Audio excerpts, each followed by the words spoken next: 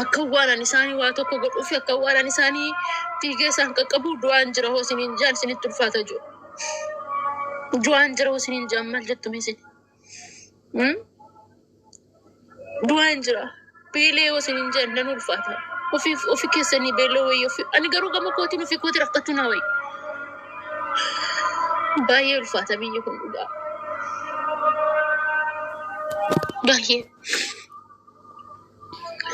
Baay'ee ulfaata biyya kun. Biyya fiiganiitillee jalaan baadhi. Biyyi sun baay'ee ulfaatti. Ijoolleen teenya biyya kana keessatti makaraa keessa jiru dhugaa. Du'aa jiru. Nama abbaa kanaa isaanii jedhu jiru. Intalli biyya kooti an wajjin guddanne biyya koo kan wajjin guddanne ana maatiin keenya wal beeku biyya kana dhufte warri biiroo dabaddabanii amma du'aa fi hedduu jirti jechuudha. Warri biiroo rukutanii abashaan rukutte araballee miti beeka. Biirootti deebinaan warri biiroo reebanii dhiiga tufti. Kana hoo dhageessan immoo gamsinitti ulfaata. Biyyi tun baay'ee ulfaatti garuu. Inni finaa illee wajjin uummanni keenya rakkoo biyyarraa biyyi keenya otoo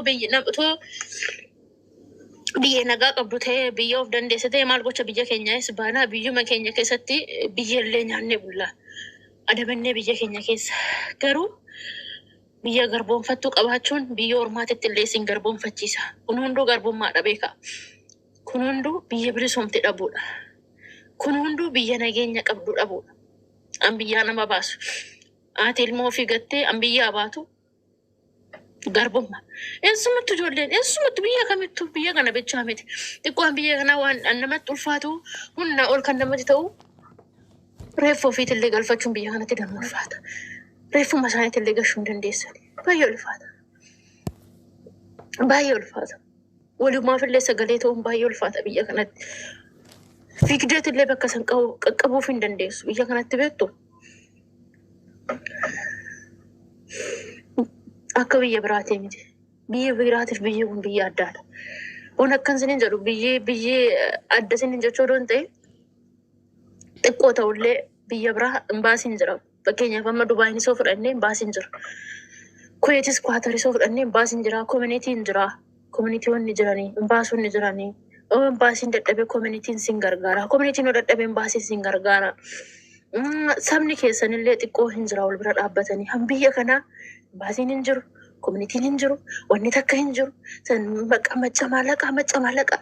Damooza malee hoggaa 3 hoggaa 4 hojjechuun hagama golfaatu laala. Damooza malee usteetteetu dalagdee jechuudha. Kun garbittuma taatee jiraatta jechuudha. Garbitti arabaa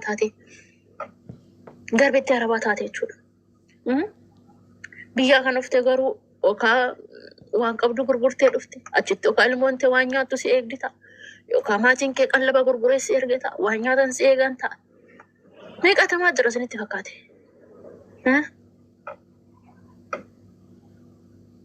Ani akka biyya Joordaan tasumaa hin jiru dhugaa. Tasumaa hin jiru.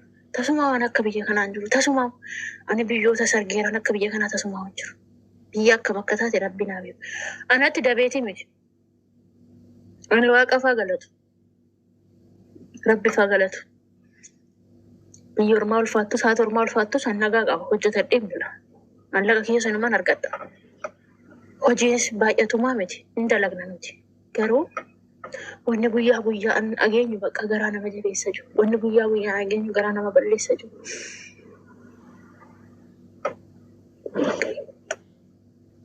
Akka waan fiigee isaan qaqqabu dawwalatanii natti himatu. Ani fiigee isaan qaqqabuu hin danda'u. Fiigee isaan baasuu hin danda'u. Beela isaan baasuu hin danda'u. Waan isaan barbaadan isaan godhuuf hin danda'u. Gan akka waan isaanii waa godhu tokko dawwalanii akkasuma ta'e yoo namaan jiru baay'ee ulfaata. Baay'ee.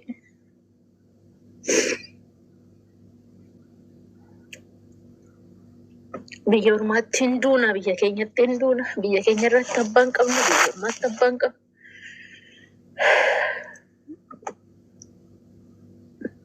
Waan uummata keenya kan akkana godhee hin beeku. Ati afaan Oromoo dubbannaan tasumaa warreen baasisan bilbilaa uusarraan kaasan.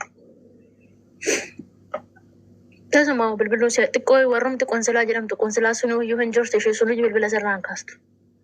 ati afaan Oromoo dubbatta taanaan ati Oromoodha taanaan bilbila masanuu sarara kan kaasan miti mukaan dhufanii furmaata si laachuu miti mukaan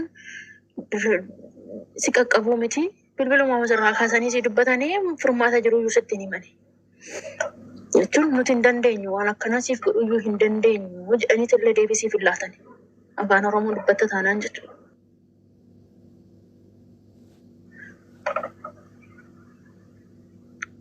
Baay'ee ulfaata maaramii baay'ee ulfaata jiru.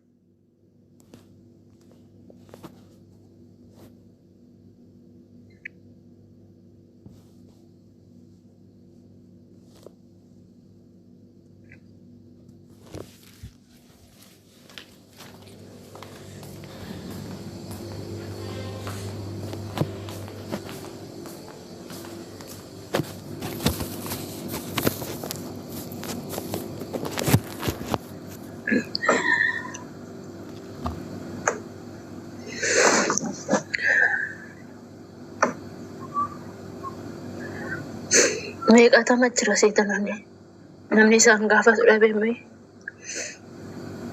waggaa afur waggaa shan isaanitti faradame seera dhabuudhaan uduma takkan balleessin udu balleessa takkan balleessin utuma maan balleessin ani ummanni biyya kana garuu rabbi akkamitti akka isaan uume hin beekan maadaami biyya kana waa'ee akkamitti akka isaa ishee uume hin beekan uduma takkumaa takkan balleessin waggaa sadii waggaa afuran isaanitti faradame jira waa takka odoon balleessin odoon hatiin hatte jedhanii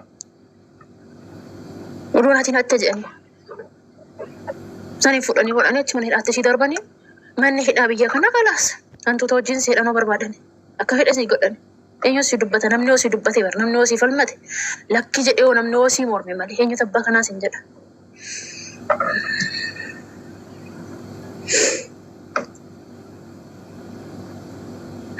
Meeqaa dama seetaan du'eetoo harreeffishiitillee warra ishiitiif hin gallee asitti bakka bu'an dhabamani bakka isaan bu'an dhabaman biyya kana keessatti dhugaa hin jedha. Maal goonare kan hunda kan biyyatti fide garbummaadha.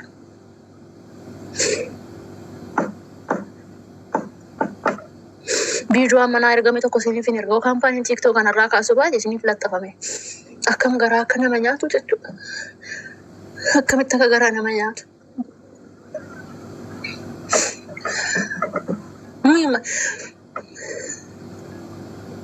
Saree illee kabajaa qabdi bari ijoollee saree hanqanne nuti dhugaa saree hanqanne dhugaa biyya arabaa kana keessatti sareen illee kabaja qabdi saree ofiitti illee dhibamtee nas taamamatu bara saree ofii yoo dhibamtee illee nas taamamatu oduuti illee na waallatu saree hanqatte ijoolleen teenya dhugaa akkanatti fidanii immoo iyyuu bar kan garaa nama nyaatu hunduma keessa akkanatti xaartee fiddee bineensi gandaa kan nyaatu sin gaddisiisamu. Kanatti immoo walitti ifaajjettee walii gugguurrattee achii kaaniin bu'aaxattee kan ishee fidde immoo abaarramaan tokko harkaa naqatee illim jalaasaa jechuudha.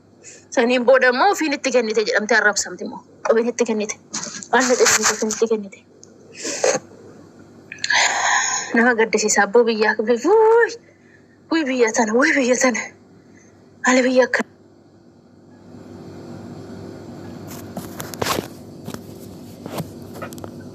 maal obbo makaraa garree dhugaa waaqayyo gargaarrees dadhabne galchinees dadhabne maal akkam goonaree jiru humna keenyaa ol ta'e barrabbinaa nyaatu humna keenyaa ol ta'e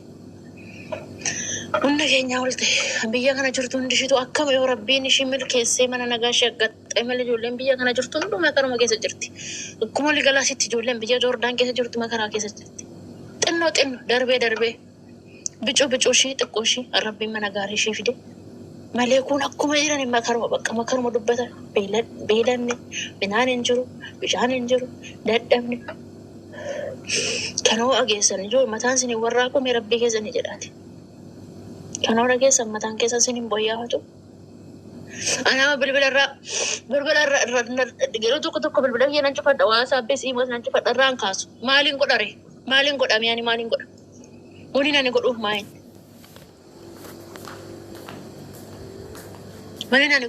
mee fiigee isaan qaqqabaane unkaan ani mana meetira meeqa fagaatu fiigee isaan qaqqabu asuma olluma kootitti asuma kinu fooqumaan irra jiru kanarratti odoo sarratanyaan biraa reebamtee tumamtee akka itti seenuu hin danda'u uummata akka godhuuf hin danda'u usee ilaaluu malee yoo ajjeesan illee usee ilaaluu malee uummata akka godhuuf hin danda'u Kana irraa kan kana cufadhaan bilbila koo waan hin wallaaluuf maaliif rakkoo dhaga'uun humna kooti waan ta'u ol ta'uuf rakkoo dhaga'uun humna kooti ol waan ta'uuf bilbila kiyya cufadha. Anotoo nyaadhu beelee hin nyaanne guyyaa 3 guyyaa 4 midhaan hin nyaanne hosin jana kam goota. Atasitti nyaachaa. Asasitti ani akkanatti uffadhee guyyaa 3 guyyaa 4 irraan uffadhee qorra karaa alaan bula hosin jana kam goota. Mee rabbi keessa ni jaati. Maal goota mee? Ana akkanatti darrabadhe qorri biyya kanaa qorra miti. Kanarraan iyyuu alokkosii keessa odoon taa'u ishiin immoo iyyuu takka immoo miskiinni takka. Alaan bula hosin jette maal gootame? Alaan jira hosin jette maal gootame? Maal gochuuf hin danda'aaf? Mee maal gochuuf hin danda'aaf? Fiigeen ishii qaqqabaa fi uma tokko godhuuf hin danda'u bira. Uma tokko godhuuf hin danda'u. Maal hin godhaaf? Ana toon oguu obadhe hunaan jette maal hunda? Ana damoozi naa kaffalamu ishiin damooza hin arganne. Ji'a 7 damoozi naaf hin kaffalamu jette maal hin godhaa? Ji'a 9 damoozi hin kaffalamne. Kan ji'a 4 waggaa 4 damoozi ishii hin kaffalamne jira. Waggaa 4 natsaa akkamatti galagalte. Waggaa 4 damooza malee akkamatti ustee hojjette jira. Sanuuyyuu mana 3 waggaa 4 mana 3 mana haadha mana ilmaa mana intalaa mana 3 hojjetti. Mana 3 hojjetti tasuma raftii hin qabdu halkanii guyyaa hojjetti. Sanarraan harramni isaanii waan ishiidhaan jedhan sanarraan kan bultu barandaa harra bulti barandaa ishee bulchu jechuudha. Barandaa irraa ciistee bulti. Barandaa bakka gadi bu'an hin jiru bakka mana tirii jala fooqii barandaa gadi bu'an kana bakka caammaa mana godhatan kana bakka san afattee ciisti. Waggaa 4 damoosni ishee hin kaffalamne. Akkasumatti natsaa galagalte waggaa 4. Maal goote eessa dhaqxe? Lubbuu of keessaan baastu. Hin baraartu koola baaste. Badi jechuun biyya kun baddeetti samaan argattu. Nama akkana isin jedhee maal gootafate? Maal ishiidha? Mee nama saniif amma maaliin godhaaf? Ganneen akkana taa'ee hadaraa waaqa daraa lafa hin jette maaliin godhame? Kun nama boochisuu miti ijoollee bannafsee ta'e nama baasisa dhugaa isin jedha. Jedhee nama godha bara. Xiqqaatu guyyaatti nama rakkoo keessa jiru nama 5 nama 6 nan dubbisee hin oolan. Kana maal gootamme isin? Nama gootaniif nama beelee isin jedhee maal deebii maal laattaaf rabbii keetiin jedhe nama beelee isin jedhee maal laattaaf rabbii dhibee wayya ijoollee bee bara